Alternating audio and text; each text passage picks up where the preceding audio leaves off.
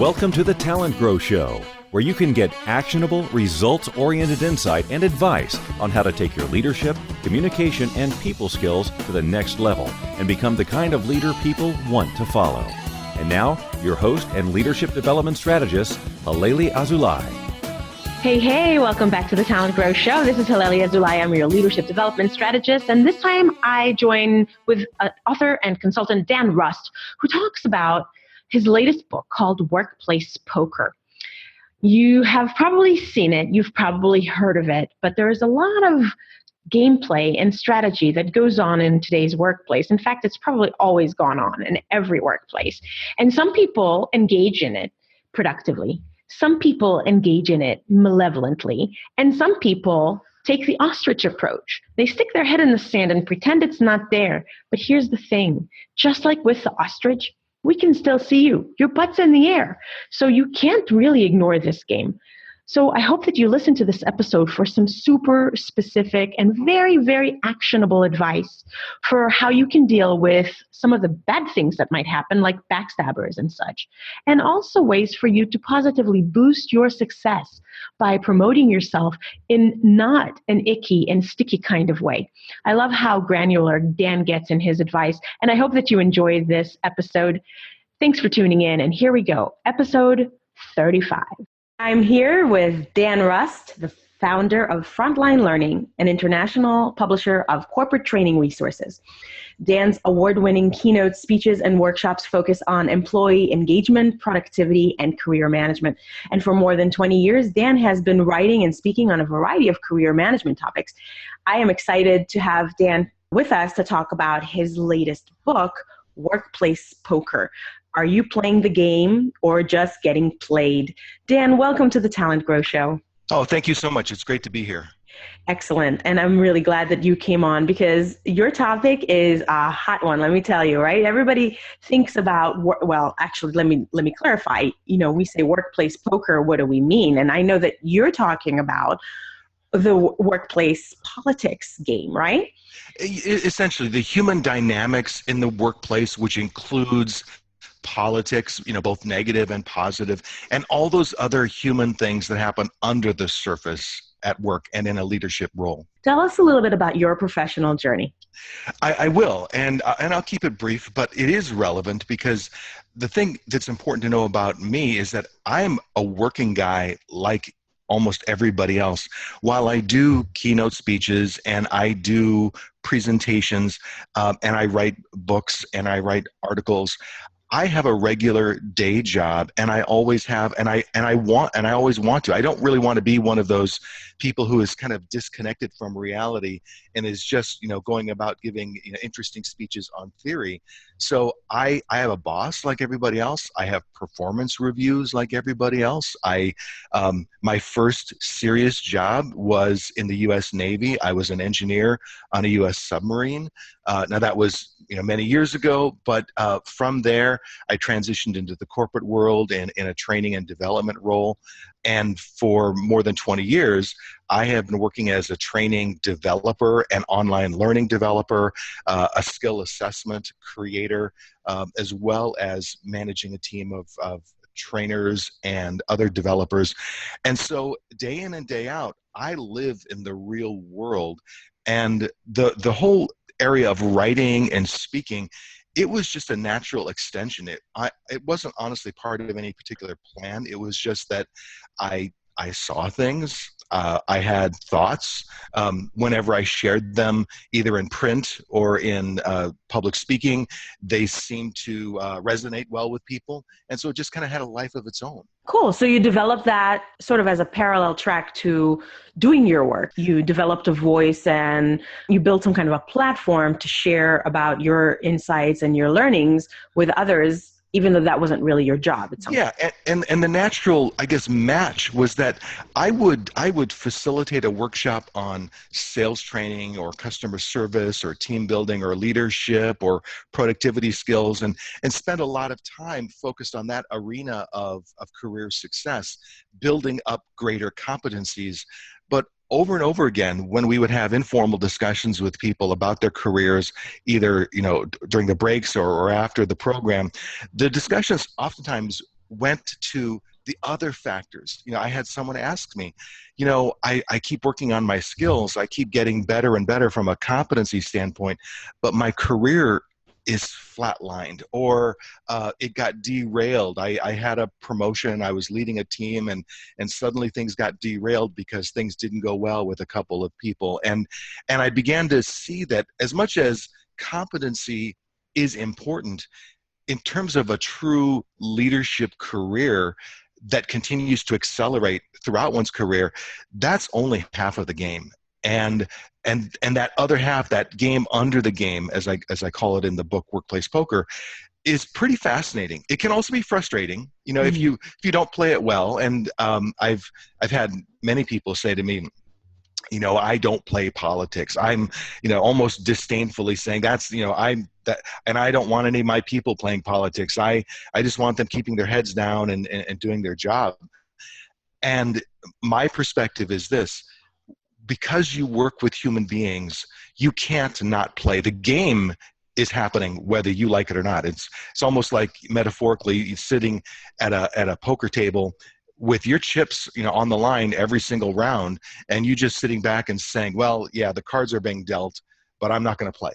Mm-hmm. Well, you can't not play. You're opting out is in fact part of the game, and unfortunately, it's typically a way to lose by just refusing to even engage. And the other, I guess, shift I try to help people make is to not only engage in that game, but to understand that there's a very positive, ethical way to play the game, and to play it better than some of the folks who maybe aren't as ethical and aren't as positive. But this, if you've got a backstabber in your work environment, someone who wanted your job or is afraid you're going to get the next promotion that they want, you can't just ignore them. You have to have a proactive way to acknowledge what's happening and lay a foundation for your own career, so that when the time comes, this person isn't going to derail you or sideline you. So this is great. I can hear in what you're describing that you have to take a much more hands-on and proactive approach to something that is going to go on whether you do or not, and I think that's a huge distinction. I also learned this the hard way. I also used to think that sort of if I just did a great job, and I minded my own business and I didn't pay mind to other people and the games they play, that, ultimately the meritocracy will take care of me. And relationships, which is really part of what you're describing, and interactions and communication, all of those things are happening all around you, and you can't not, like, what is that old saying? You cannot not communicate, right? Like you can't opt out. You're in it. And whatever environment you're in, I've had people say to me, well, this is, this is a good old boys network here. So I'm kind of on the outs, or I'm not like them. And so I'm not part of the inside team. And so that's putting either a glass ceiling or some kind of limitation on my career. And my answer to them is always, okay, well then what do you want to do about that? Because it's so easy to sit back and say, I've been wronged, or the situation isn't fair. And then almost grovel in that frustration, where you end up feeling good in a perverse way. You feel good about yourself because you've been wronged, but it doesn't do your career any good. So what I typically ask is, well, let's talk about, number one, how you got yourself into this situation, because inevitably, whatever situation we're in at work, that's a situation we created. We chose that job. Even if you say to me, well, but I really needed it, and I needed the work, and I didn't know what they were like before I went to work here, or I didn't know what the leadership culture was like. Well, okay, so why was that? Why weren't you more discerning? Why didn't you do more research? In the end, if you peel the layers away, it can be hard thinking, but in the end, you always find that you created the situation that you're in, and there's almost always a way to work that situation positively. Even if you're not part of the natural network, even if everyone else has been there much longer and you've been kind of sidelined, there's almost always a way. And then when there's not, you still have choices. You can choose to stay for good reasons. You can choose to leave for good reasons. But I think what happens with many people is because they lack the awareness of what's really going on, they end up with limited choices because they don't really see the game that's being played. So you're helping people be more fully aware of what's going on and then be much more active in changing it, right? And in creating the kind of environment they want. So there's so much I want to follow up with you on, and I know we don't have enough time to talk about everything that's in your book, which is why everybody should pick up a copy. But two things that you mentioned, or two things that I think are important for us to try to cover here. One is that idea of responding to people that are doing the wrong thing. So like you mentioned backstabbers. I really would love to talk a little more about what is an actionable kind of solution you suggest. And then the other one I want to try to pursue is maybe more of a positive and future-oriented one about how people can be more self-promotional or kind of help themselves be seen and be known for all the good stuff that they're doing without feeling super cheesy about it. So let's Sure. take the first one. So, okay, you're doing the right things and then there's bad guys. So what I've seen with the very best leaders, the leaders who have high trajectory careers and manage to somehow navigate really rough waters where everyone isn't always friendly or aligned with them, is they know that there are other people who either want their job or want the next job, and they get that. I mean, if you think about most corporate structures, as you move up the ladder, there are fewer and fewer opportunities. But there are not fewer and fewer qualified people. As you move up, the truth is, oftentimes there are multiple people who could do the job well. So how do you get selected as the one amongst several that could do the job well? It inherently kind of sets up a competitive aspect to a career, as well as the cooperative aspect of working well with others. And what I've seen with great leaders who navigate that career is number one, they slow down a bit when it comes to observing and thinking about the people around them. They don't get caught up in the day-to-day intense activity where they're so busy with every project, every assignment, every email, every this, every that they don't take the time to notice. Now, they may do or not do something about it, but with great career navigators, they notice even the little things: who shows up at meetings, who shows up on time, who shows up late, who makes comments, who doesn't make comments. And because they notice these things, and it actually doesn't take any more energy. It feels like it a little bit. I've had some feedback from some folks who have said, "Oh man, I'm tired enough just doing my job.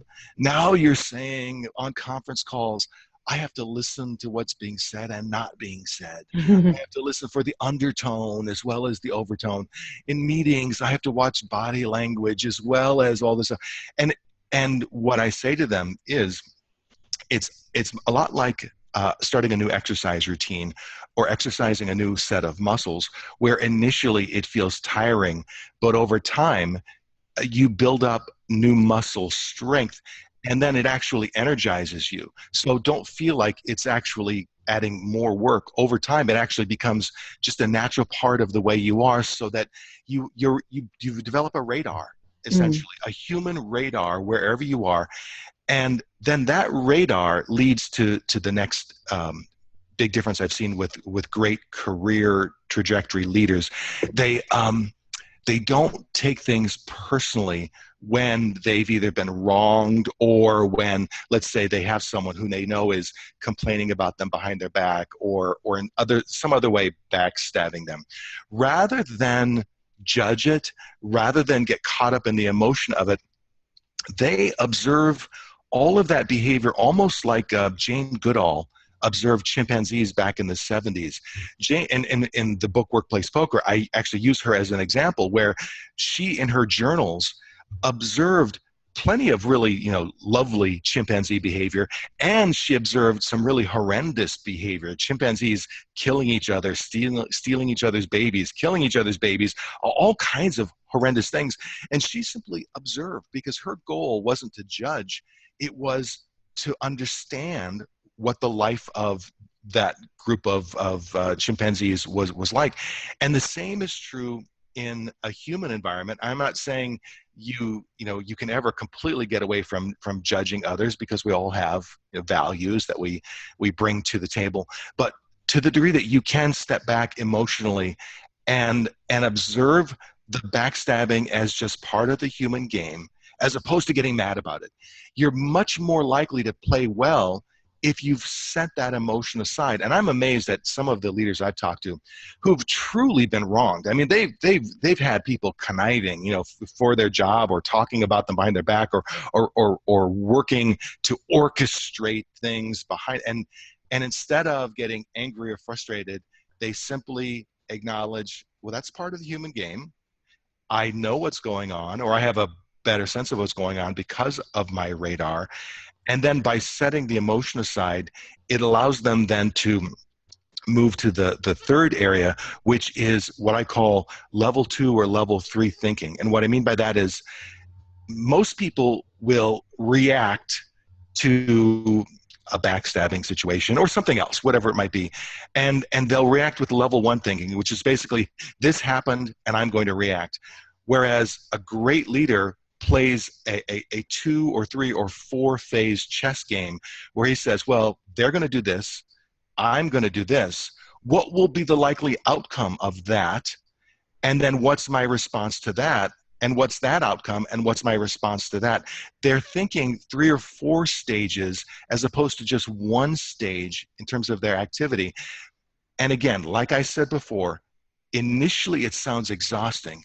Seriously, I can't just take the backstabber, around the corner and let her know, hey, beat the hell out of her. Yeah, I know what you're doing, and yada yada yada. If if it happens again, here's going to be the price to pay. I can't just do that. I have to play this game. It sounds exhausting at first, but it's exhausting only because you don't know how.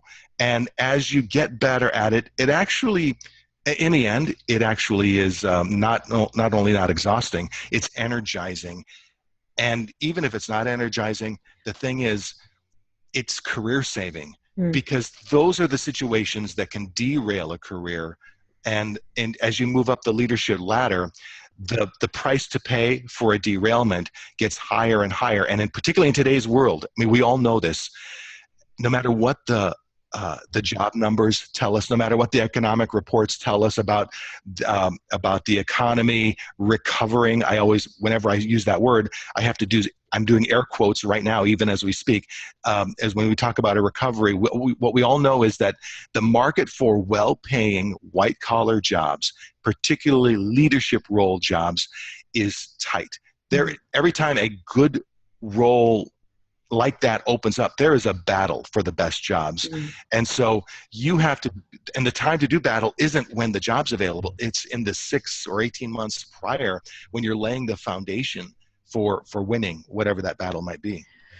Okay, so I want to get more concrete. So for example, now you've developed a muscle, you are watching what this person is doing, and they're stealing your baby and they're about to kill it. Now, what do you do?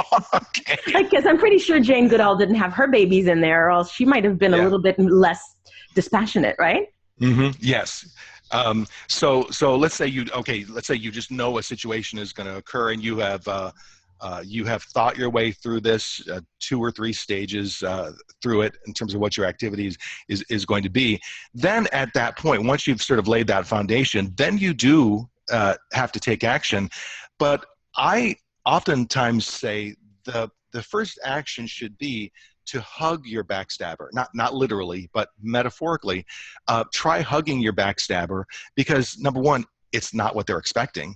What they're expecting is the fight. But if instead you get closer to them if instead you spend more time with them. What many of us instinctively do when we know someone is talking about us behind our back or they're doing other things, we avoid them, we spend less time with them. Whereas I would just say instead, in meetings where that person happens to be in the same meeting, make a point to sit next to them. Make a point to, at the luncheon or the company picnic, go to their table as opposed to avoiding it. Make a point to engage with them and let other people see that you're engaging with them in a very positive way. Nothing makes a backstabber look smaller than when you are clearly taking the high road, even if people think, wow, he doesn't know that that person is talking about him behind his back, obviously, because he's so engaged and friendly and is obviously respecting that person's opinions. In fact, in meetings, he's asking that person for their perspective or opinion. It makes the backstabber look smaller and smaller to people. And it's a way of playing the game without risking, really risking yourself, because everything you're doing is purely above board and positive. What I have found is if you get into the mud with backstabbers, oftentimes they're just better at that game than normal people. And it's hard to win if you get into the mudslinging. So instead, I first try hugging them. And if that doesn't work, then you have to move into the harder game of actually battling. And if that's occurring, you have to ensure that you understand the true dynamics around you, like who your allies really are. And it's not simply who will tell you that they're your ally. In fact, you can't even really ask people. You, in many cases, just have to gauge to what degree are they aligned with you or not. Or you have to know who is really aligned with people in power. And every leader also has a boss. I mean, rarely do you have even CEOs. Right. They report to a board of directors. So whoever the next stage of power resides with, you have to make sure that you are connecting and aligning with them, and make sure that your activities or your response to your backstabber is in alignment with what that person wants you to do. Now, I'll give you a specific example. I had a guy who come to me. We talked our way through this, and he was going to employ kind of a hug your backstabber methodology, but he said, every time I invite this guy to a meeting, or every time, even in meetings when I solicit his opinion, he's not really engaging, and it's pretty clear that there's this abrasion between us, and the staff is noticing it. So what do I do? And I said, the first thing I would do now is I would go to your boss and let your boss know all of the positive things that you are doing to minimize the abrasion. Let your boss know how you are completely taking the high road in trying to make this work. And then ask your boss to reach out to his boss and have a conversation without throwing you under the bus. There has to be, your boss has to agree that there's sensitivity here, but let both your boss and his boss know the high road that you're taking to try and make this work. That basically lays the foundation for winning the game, no matter what this guy tries to do.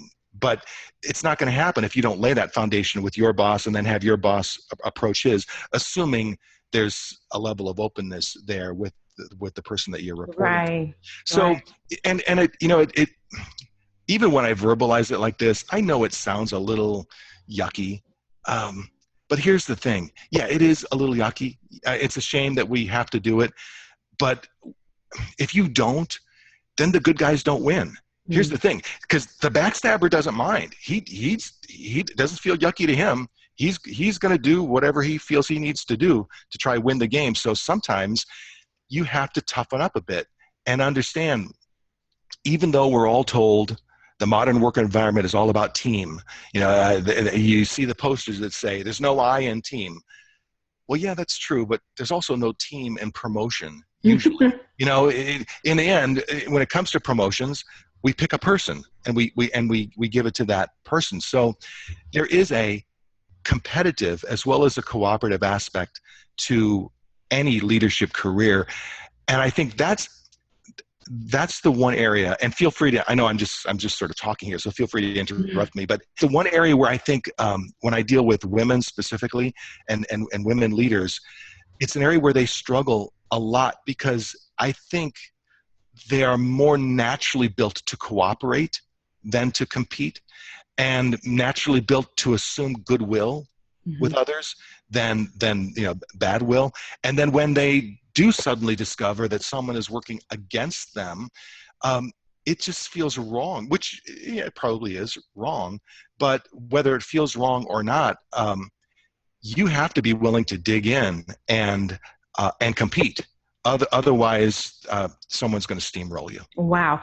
Well, yeah, we start a whole new 30-minute podcast right there when we start talking about the gender differences, because of both in terms of nature and nurture, I'm sure leads to differences that people do experience. We won't. And we're unfortunately actually almost out of time. So I know that I asked you, and I feel like I promised this to the listeners. So give us a couple of good nuggets about what are some positive things you can do. Let's just, sort of put the backstabbers aside. But in general, people that feel like, if I just do good work, it's good enough.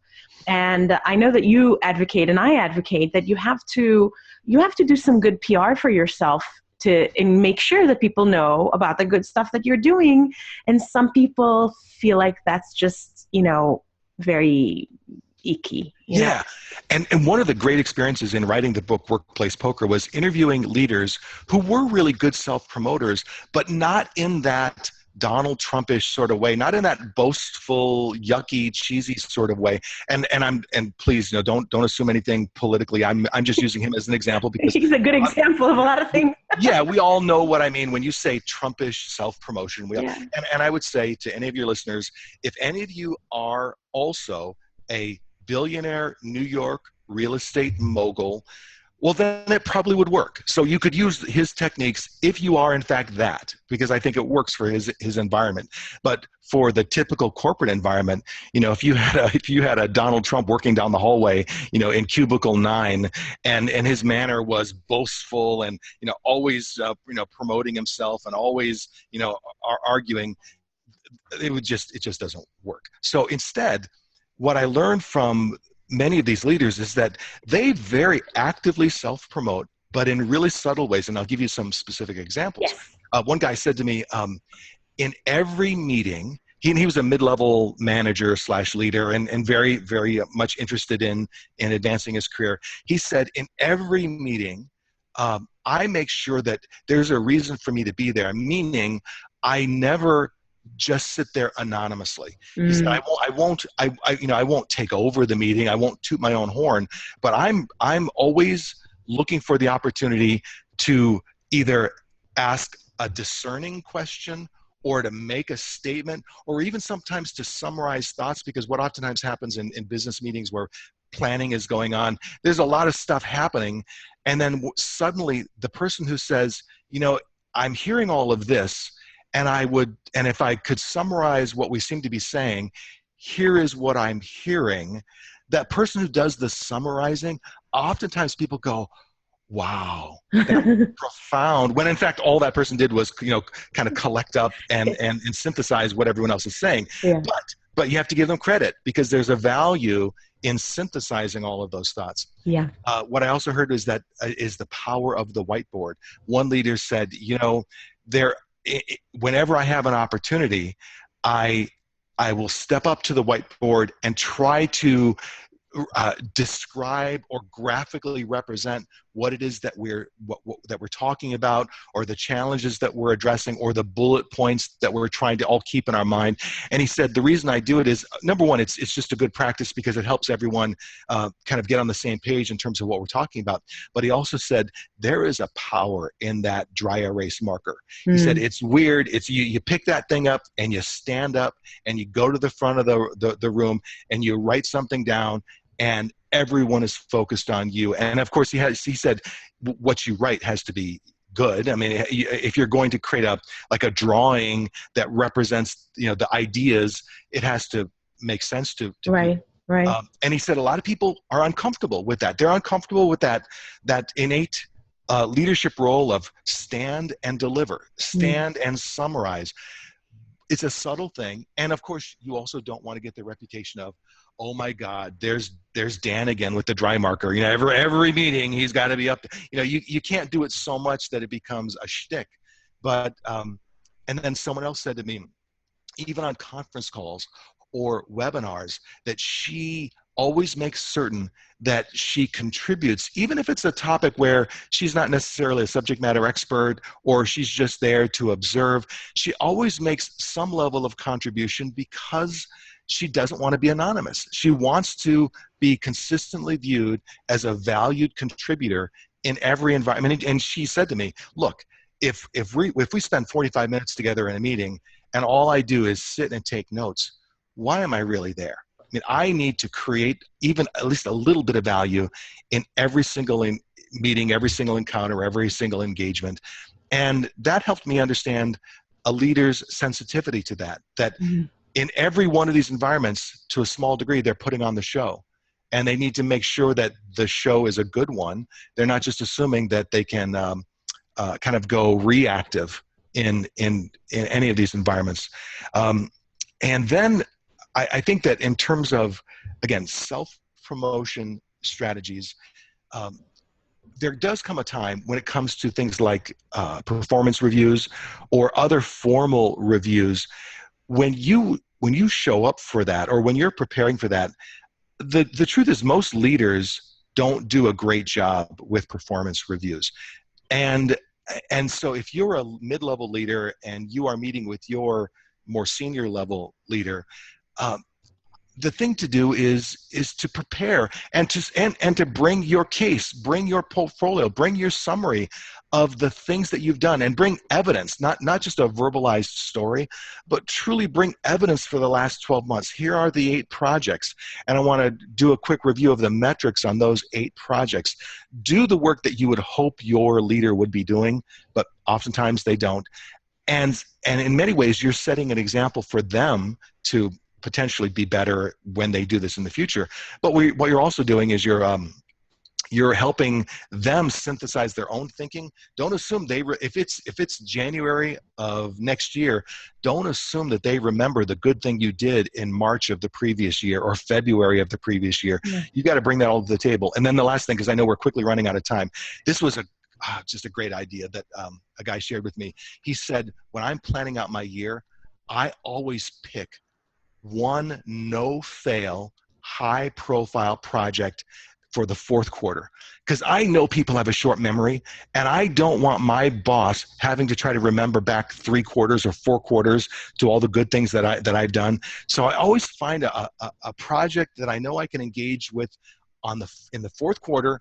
It has to be something that's going to be important, it has to be high profile, and it has to be somewhat no fail, because I want to make sure that in January, February, when we're doing performance reviews, he or she remembers, oh yeah, you know what, you just wrapped up this neat thing, this interesting thing, this somewhat innovative or whatever is important to the business. And I thought, wow, that is so smart. Mm-hmm. You're starting the year already with a performance review strategy for the fourth quarter. To me, it was brilliant. And then he gave me some examples, and it's not hard to do. You just have to stop for a moment and think through what your plan is, for the coming year. Yeah. Wow. I love it. Great.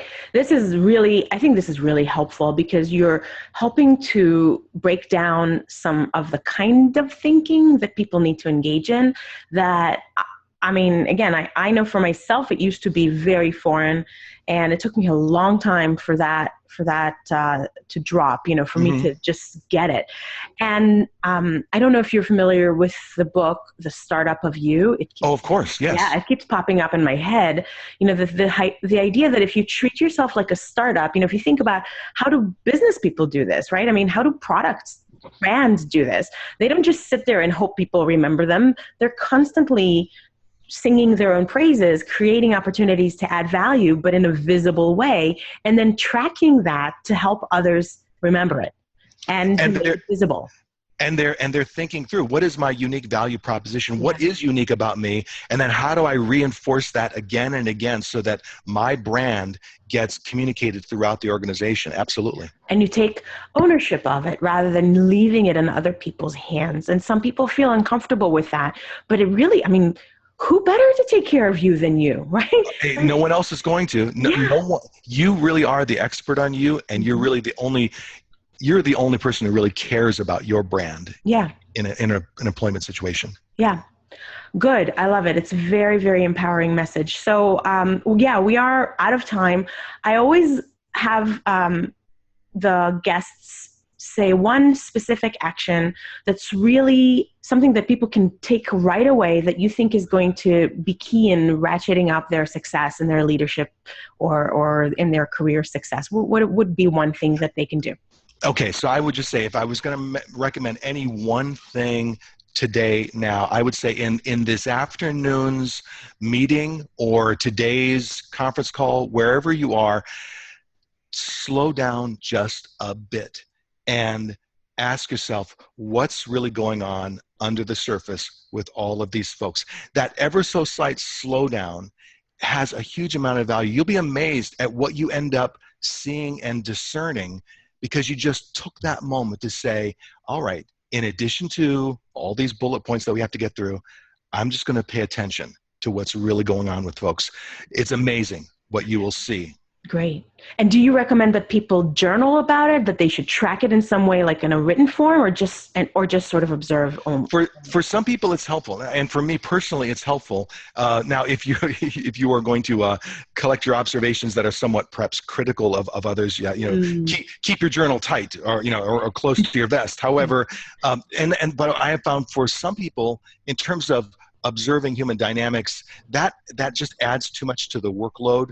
So for those people, I've just said to them, look, you will get a lot out of just taking the time to observe. Your brain will remember. You'll develop a baseline observation of all of these individuals over time, and then you'll recognize when that baseline changes, when suddenly the person who is always very chatty is no longer sharing, or when suddenly someone's tone shifts. Boy, she always had a certain tone in meetings, and now there's been a shift, and it'll help you start to first ask the question, what's going on, and then discern, hopefully, what's really happening with that particular person. Okay. All right, good.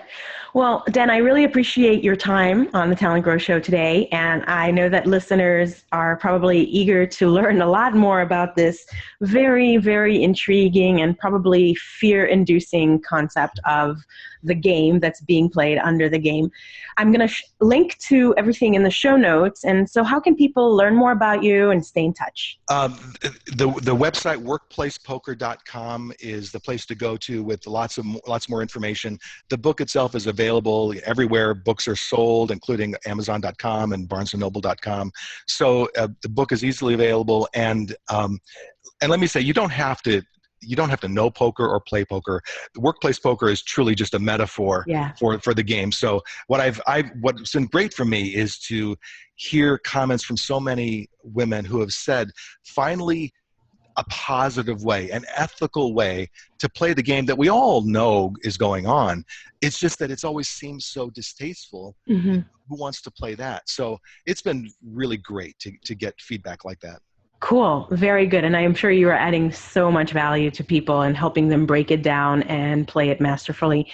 Thank you, Dan. And I appreciate you sharing your knowledge with us. I hope that everybody continues to learn from you and all of the resources you've shared in your book.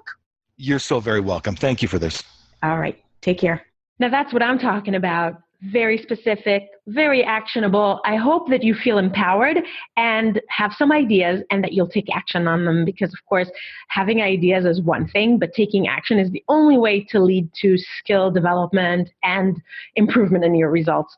And I'm really glad that you listened to this episode, and I hope you'll leave comments and come check out the show notes page where we have links for how you can keep in touch with Dan, how you can get a copy of his great book, Workplace Poker, and all of the other things that we mentioned. That's at www.talentgrow.com/podcast/episode35. And if you haven't already downloaded the free tool that I've created just for listeners of the show, then what are you waiting for? Go ahead and grab it. It's completely free. All you have to do is just click on the link that's provided on the show notes page and on my podcast page. You just fill in your email information, which helps you also get my amazing bi-weekly newsletter. And I'll send you a link to that free 10 mistakes that leaders make and how to avoid them guide. And I think that it'll help you avoid some of those really common mistakes that I see every day in my work with leaders as I'm trying to develop them to be the kind of leaders people want to follow. And I know that that's what I want for you. And if you have some other people that you know could benefit from this information and can learn from it, please share the podcast with them so that they can also learn from all of the great guests that we have on. Thanks for tuning in. I appreciate you. I'm Halelly Azulay, and I'm your leadership development strategist. And until the next time, make today great.